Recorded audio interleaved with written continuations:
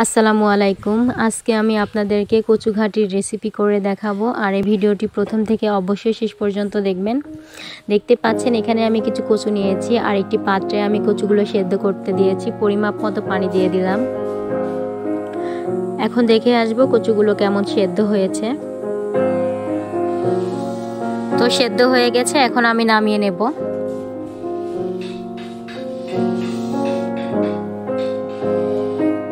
এখন আমি কচুগুলো ঠান্ডা পানি দিয়ে অনেকবার ধুয়ে নিয়েছি, এতে করে এটা ঠান্ডা হয়ে যায়, ছিলা সুবিধা হয়। এখন ছিলে নেব কচুগুলো। তো কচুগুলো ছিলে নিয়েছি, এখন আমি একটি পাত্রে ঢেলে নেব।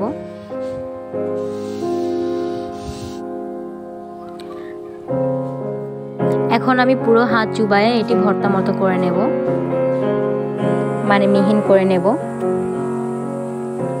আলু বা কচু যেটাই ভর্তা করে না কেন, প্রথমে হাত দিয়ে এরকম ভাবে মিহিন করে নিতে হয়, এতে করে ঘাটি করাটা সুবিধা হয়।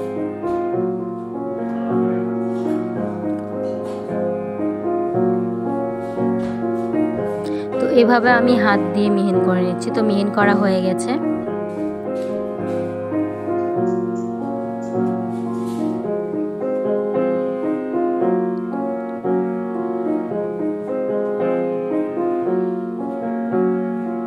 দেখতেই পাচ্ছেন চুলায় আমি একটা প্যান বসিয়ে নিয়েছি, আর এখন আমি সেই মিহিন করা কচুগুলো দিয়ে দিচ্ছি।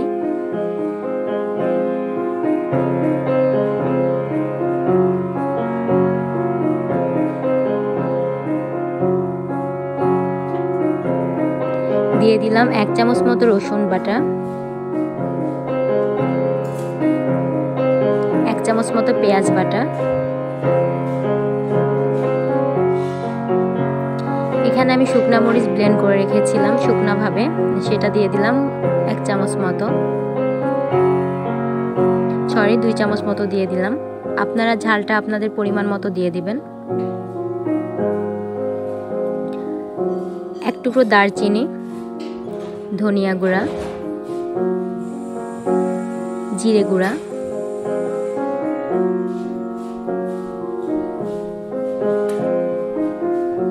1 চামচ মতো হলুদ গুঁড়া, আস্তা জিরা দিয়ে দিলাম কিছু, স্বাদ মতো লবণ,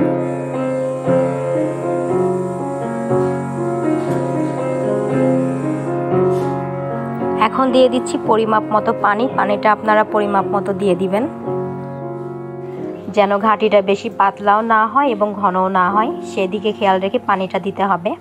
তো এখন আমি এটা ভালোভাবে পানির সঙ্গে মিক্স করে নেব। তো এভাবে আস্তে আস্তে আমি মিক্স করে নিচ্ছি।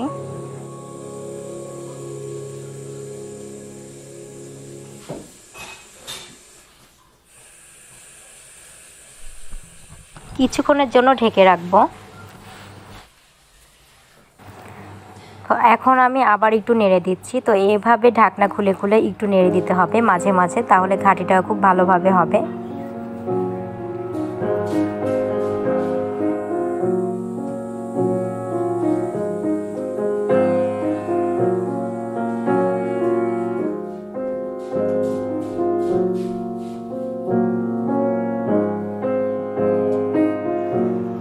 লবণ একটু কম হয়েছিল, আবার আমি স্বাদ মতো লবণ দিয়ে দিলাম। লবণটা অবশ্যই খেয়াল রেখে দিতে হবে, যেন বেশি লবণ না হয়ে যায়। ঘাটিতে বেশি লবণ হলে খেতে ভালো লাগে না। তো এভাবে একটু পর পর নেড়ে দিতে হবে।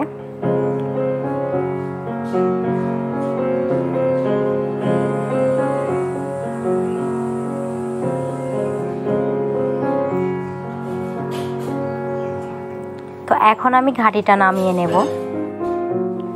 ঘাটিটা পুরোপুরি এখনো হয়নি, এখনো কিছু উপকরণ বাকি আছে দেওয়া।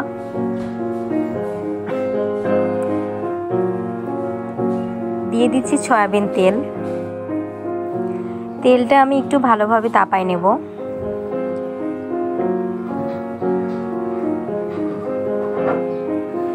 এখন দিয়ে দিলাম 3-4টা বড় সাইজের পেঁয়াজ কুচি।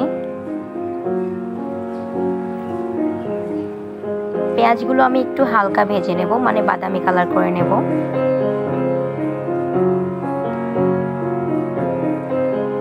দিয়ে দিলাম সেই কচু ঘাটিটা।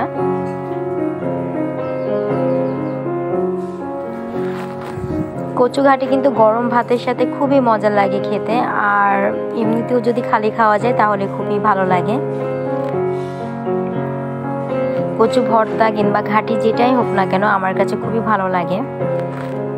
তো এভাবে আমি মিক্স করে নিচ্ছি।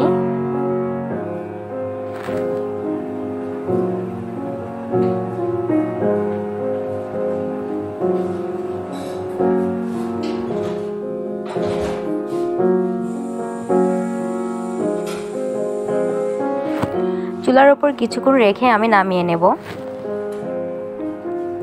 তো হয়ে গেল কচু ঘাটি করা। দেখতেই পাচ্ছেন কি মানে অনেক সুন্দর হয়েছে ঘাটিটা। তো এভাবে আপনারা ট্রাই করবেন, আশা করি ভালো লাগবে।